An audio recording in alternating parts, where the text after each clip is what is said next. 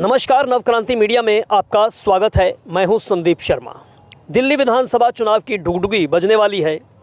चुनाव आयोग कभी भी बिगुल फूंक सकता है और इससे पहले ही तमाम राजनीतिक पार्टियां अपनी पूरी ताकत चुनावों में झोंकती हुई नज़र आ रही हैं।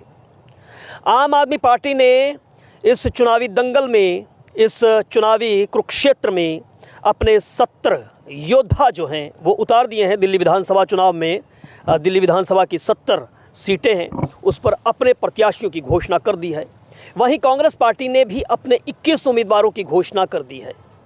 चुनावों में बाजी कौन मारेगा ये तो चुनाव परिणाम बताएगा, लेकिन घोषणाओं की बात करें, टिकटों की घोषणाओं की बात करें तो भारतीय जनता पार्टी अभी इसमें फिसड्डी साबित हुई है। भारतीय जनता पार्टी ने अभी अपनी एक भी सूची जारी नहीं की है। इसको लेकर जो है वो गहन मंथन चिंतन जो है वो पार्टी में चल रहा है। राय शुमारी हो रही है, कई स्तर के जो है वो सर्वे हो चुके हैं, लेकिन अभी जो है वो फिल्ट्रेशन जो है वो अभी तक हुई नहीं। यानी कि जो छटकर जो नाम हैं प्रत्याशियों के वो आ नहीं पा रहे हैं और भारतीय जनता पार्टी इसको लेकर जो है अपनी माथापच्ची कर रही है। वो शीर्ष स्तर से लेकर दिल्ली प्रदेश स्तर तक जो है अपनी पूरी ताकत झोंके हुए हैं अभी तक। लेकिन जहाँ तक बात दूसरी पार्टियों की करें तो वो न सिर्फ अपने प्रत्याशियों की घोषणा कर चुकी है, बल्कि एक के बाद एक जो है वो वैसे भी चुनावी पिटारा खोलकर जो है आम आदमी पार्टी घोषणा कर रही है। भारतीय जनता पार्टी के लिए स्थिति इस समय क्या है? भारतीय जनता पार्टी जो पिछले 2.5 दशक से ज़्यादा समय से दिल्ली की सत्ता से वनवास झेल रही है, उनके लिए स्थिति है कि अभी नहीं तो कभी नहीं। भाई 26-27 साल हो गए। साल 1993 में भारतीय जनता पार्टी की सरकार बनी थी और अगर इस बार वही नहीं आती है भारतीय जनता पार्टी तो 31 वर्ष हो जाएंगे। यानी कि स्थिति जैसा मैं बता रहा हूं कि वो अभी नहीं और कभी नहीं वाली स्थिति है, यानी कि डू और डाई की स्थिति है। और यही वजह है कि भारतीय जनता पार्टी को तलाश है। भारतीय जनता पार्टी को उन चेहरों की तलाश है जो भारतीय जनता पार्टी की सत्ता साल 1998 में उनसे खो गई थी। उस सत्ता पर उन्हें वो चेहरे जो है वो फिर से पहुंचा सकें। और यही वजह है कि भारतीय जनता पार्टी काफ़ी सोच विचार रही है और सोच विचार कर ही जो है अपने प्रत्याशियों को चुनावी मैदान में उतारेगी। अब मेरे पड़ोसी शुक्ला जी हैं, शुक्ला जी के पोते का जन्मदिन था, मैं उनकी पार्टी में गया। तमाम लोग उनको बधाइयाँ दे रहे थे, नाच गाना चल रहा था, लेकिन शुक्ला जी थोड़े से परेशान दिखाई दिए। मैंने शुक्ला जी से पूछा कि शुक्ला जी बहुत खुशी का अवसर है, क्यों इतना मुंह लटकाए हुए हैं? तो बोले चिंतित हूँ। मैंने कहा क्यों, चिंता की वजह क्या है? बोले कि पता नहीं इस बार भी भारतीय जनता पार्टी दिल्ली की सत्ता में आ पाएगी या नहीं आ पाएगी। पूरे हिंदुस्तान में, पूरे भारतवर्ष में जो मोदी जी का विजय रथ जो है वो अपना परचम लहराता हुआ आता है, लेकिन यहाँ पर आकर उस रथ का टायर पंक्चर हो जाता है। और इस बार भी बनेगा या नहीं बनेगी, यह मेरी चिंता का विषय है। क्योंकि मदन लाल खुराना की सरकार थी, साल 1993 था, मेरे घर में चुन्नू पैदा हुआ और चुन्नू जब स्कूल जाने लगा, नर्सरी क्लास में हुआ, तब जो है वो साहिब सिंह वर्मा मुख्यमंत्री बन चुके थे मदन लाल खुराना के बाद। और जब चुन्नू पहली क्लास में हुआ तो उस समय सुषमा जी जो है दिल्ली के मुख्यमंत्री थी। यानी कि हमने 1993 से लेकर 1998 तक 3 मुख्यमंत्री दे दिए। और उसके बाद शीला दीक्षित, अरविंद केजरीवाल और आतिशी, ये 3 मुख्यमंत्री जो है उसके बाद आ चुके। अब 26 साल तो हो गए सत्ता से बाहर, और अगर 5 साल अब भी नहीं आ पाते तो फिर कभी भी नहीं आ पाएंगे, उनका ये कहना था।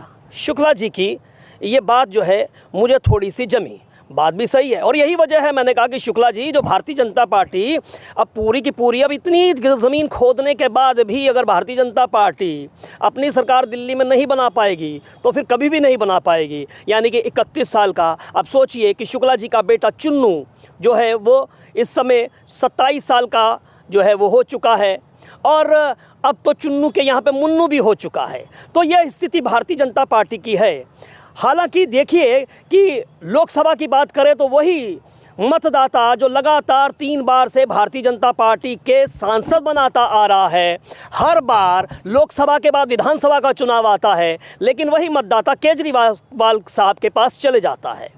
अब केजरीवाल साहब इस बार चौका लगाने की जो है वो जुगत कर रहे हैं। जब से वो जेल से बाहर आए हैं, जब से उन्होंने इस्तीफ़ा देकर अपने आप को शहीद घोषित किया है, वो लगातार दिल्ली में जो है वो अपनी पूरी की पूरी ताकत झोंकते हुए नज़र आ रहे हैं। और वो बता भी रहे थे, एक के बाद एक घोषणाओं का वो पिटारा खोलते हैं।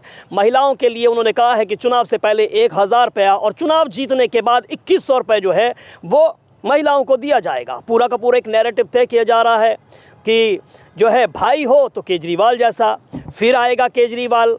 तो ये तमाम नैरेटिव जो है वो सेट करने में पूरी की पूरी कोशिश जो है वो केजरीवाल करते हुए नज़र आ रहे हैं। और मैं बताऊं कि सही मायनों के अंदर कोई भी राजनीति जो है आज के वक्त में जो है वो नैरेटिव ही है, किसी चुनाव को जो है वो जितवाता है या किसी भी चुनाव को हरवाता है। अब वो महिलाओं को लेकर घोषणा की बात की जाए, वो कर चुके हैं। अब उन्होंने एक नया पिटारा खोला है, संजीवनी, वो जिससे आम आदमी पार्टी को, अरविंद केजरीवाल को संजीवनी मिल सकती है। ये देखने वाली बात होगी। यह संजीवनी क्या है कि 60 वर्ष से जितने भी ऊपर के बुजुर्ग हैं उनका इलाज किसी भी अस्पताल में, चाहे वो प्राइवेट अस्पताल हो, उसका इलाज जो है वो दिल्ली सरकार जो है उठाएगी, उसका खर्चा दिल्ली सरकार उठाएगी। तो ये एक बुजुर्गों के लिए एक बड़ी योजना की घोषणा जो है वो की है। अब जाहिर है भारतीय जनता पार्टी को इससे परेशानी तो होगी, तो भारतीय जनता पार्टी ने भी जो है इस पर सवाल उठा दिए हैं कि भाई आप ये बताइए कि वो आयुष्मान योजना जो है वो तो आपने लागू की नहीं। अब जो है उससे मिलती जुलती जो योजना जो है वो संजीवनी जो है वो आप लेकर जो है वो दिल्ली के अंदर आ जाते हैं। वहीं सवाल जो है भारतीय जनता पार्टी ये भी उठा रही है कि भाई आपने घोषणा तो पंजाब विधानसभा चुनाव में पहले जो है पंजाब में भी की थी कि आप महिलाओं को हर महीने जो है वो सहायता राशि देंगे 1000 रुपये महीना, लेकिन वहाँ का क्या हुआ? और अब आप दिल्ली के अंदर ये कर रहे हैं। और अगर ये योजना आपने लागू करनी है तो भाई दिल्ली में सरकार आपकी है तो आप इसे अभी लागू कर दें, इसे चुनाव के बाद क्यों लागू करेंगे? तो ये तमाम मुद्दे जो हैं वो इस समय जो है वो हम देख सकते हैं कि स्थिति जो है वो टकराव की जो कि सरकारों में रहती है, सत्ता पक्ष और विपक्ष में रहती है, वो दिखाई दे रही है। वहीं यहाँ पर कांग्रेस पार्टी भी अपने 21 उम्मीदवार इस चुनावी मैदान में जो है उतार चुकी है। नई दिल्ली की सीट जो है वो काफ़ी दिलचस्प है। हालांकि भारतीय जनता पार्टी ने अपने प्रत्याशियों की घोषणा नहीं की है, लेकिन यहाँ पर प्रवेश वर्मा भारतीय जनता पार्टी की तरफ से ताल ठोकते हुए नज़र आ रहे हैं। दिल्ली में जगह जगह पर नई दिल्ली के अंदर वो सक्रियता उनकी नज़र आ रही है। सूत्रों के मुताबिक तो ये भी कहा जा रहा है कि उनको कहा गया था कि वो वेस्ट दिल्ली से, पश्चिमी दिल्ली से, जहाँ से वो सांसद रहे हैं, उनको 4 सीट्स जो हैं उनको ऑफ़र की गई थी कि यहाँ 4 सीटों में से किसी भी सीट पर लड़ लीजिए, लेकिन उन्होंने कहा कि नहीं, मैं तो नई दिल्ली से ही चुनाव लड़ूंगा। और शायद उनको शीर्ष नेतृत्व की तरफ से हरी झंडी है, लिहाजा वो नई दिल्ली के अंदर पूरी ताकत झोंके हुए हैं। अब बिना हरी झंडी के वो जिस तरह से लगे हुए हैं उससे लगता है कि नई दिल्ली के अंदर जो है वो प्रवेश वर्मा जो हैं वो चुनाव में जो है उतरेंगे। लेकिन वहीं पर नई दिल्ली की सीट पर एक तरफ अरविंद केजरीवाल हैं और दूसरी तरफ से जो है स्वर्गीय शीला दीक्षित के पुत्र पूर्व सांसद संदीप दीक्षित को कांग्रेस पार्टी ने चुनावी मैदान में उतार दिया है। लिहाजा यहाँ पर जो है स्थिति काफ़ी दिलचस्प है। नई दिल्ली की सीट काफ़ी दिलचस्प है। वहीं तमाम दूसरी सीट्स की हम बात करें तो उसको लेकर अभी तक जो है वो मैराथन दौड़ जो है वो जारी है, अभी मंथन जारी है। उस मंथन में से निकलकर क्या आता है, भारतीय जनता पार्टी अपनी सूची कब जारी करती है, देखने वाली बात होगी। हालांकि ये कहा जा रहा है कि तकरीबन इस महीने के आखिर में, यानी कि आखिर के हफ्ते में जो है भारतीय जनता पार्टी अपनी पहली सूची जारी कर सकती है। और इसके बाद ही भारतीय जनता पार्टी जो है वो अपने अलग अलग अभियान जो है वो शुरू करेगी। फ़िलहाल जो है वो हम देख सकते हैं कि यहाँ पर झुग्गी प्रवास का कार्यक्रम भारतीय जनता पार्टी कर रही है। नुक्कड़ सभाओं के माध्यम से जनता तक पहुँचने की कोशिश जो कर रही है। वहीं वो सम्मेलन जो है वो अलग अलग 17 विधानसभाओं में जो है वो अपने शक्ति प्रमुख जो हैं उनका सम्मेलन कर रही है, जिसमें त्रिदेव उनके हैं, जिसमें बूथ अध्यक्ष जो है, बूथ पालक है, और ये तमाम लोग जो हैं उसके ऊपर जो है वो चर्चा कर रही है। तो BLA 2 ये तमाम लोग हैं, इनके सम्मेलन जो है वो अलग अलग विधानसभाओं पर जो है हो रहे हैं। तो अब ये देखना होगा कि भारतीय जनता पार्टी नुक्कड़ सभाओं के माध्यम से, ये शक्ति प्रमुख त्रिदेव जो उनके हैं उनके माध्यम से, और ये झुग्गी प्रवास के माध्यम से वो क्या कर पाती है, ये देखने वाली बात होगी। लेकिन अगर आम आदमी पार्टी की बात करें तो आम आदमी पार्टी के मुखिया अरविंद केजरीवाल और उनकी पार्टी के तमाम जो सिपह सालार हैं, सिपाही हैं, वो लगे हुए हैं, लगातार लगे हुए हैं, और वो एक नैरेटिव जो उनकी विफलताओं का जो उन पर लगा हुआ है उसको लेकर, और फ्रीबीज की राजनीति जो कि उनकी यूएसपी है, उसमें बिजली फ्री, बिजली पानी, महिलाओं के बसों का, महिलाओं का जो फ्री का सफ़र है, उसके साथ साथ में अब ये चीज़ें जो हैं वो ऐड ऑन करते जा रहे हैं। क्या वो जनता की मानसिकता को, जनता की नब्ज़ टटोलने में माहिर अरविंद केजरीवाल एक बार फिर से भारतीय जनता पार्टी को के जो सपना जो संजोए हुए हैं उसको फिर चकनाचूर कर देंगे, दिल्ली की सत्ता पर चौथी मर्तबा काबिज हो जाएंगे। और वहीं कांग्रेस पार्टी जो कि इस समय हाशिए पर है, दिल्ली के अंदर स्थिति जो है वो उसकी बद से बदतर होती जा रही है, वो इस समय क्या करेगी। हालांकि जो उन्होंने घोषणा, जो अपने प्रत्याशी की सूची जारी की है, वो काफ़ी अच्छे प्रत्याशी उन्होंने अपनी तरफ से देखने की कोशिश जो है वो देने की कोशिश की है।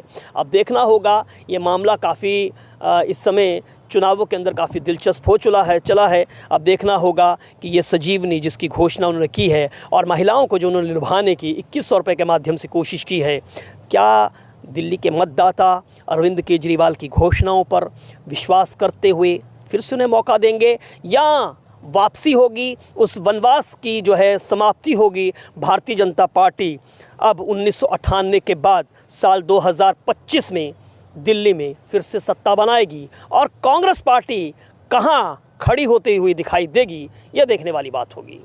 आप इस मुद्दे पर अपनी क्या राय रखते हैं, हमें कमेंट बॉक्स में ज़रूर बताएं। और अगर आपने हमारा चैनल सब्सक्राइब नहीं किया है तो सब्सक्राइब कर लें। वीडियो पसंद आया हो तो इसे लाइक बटन ज़रूर दबाएं। नमस्कार।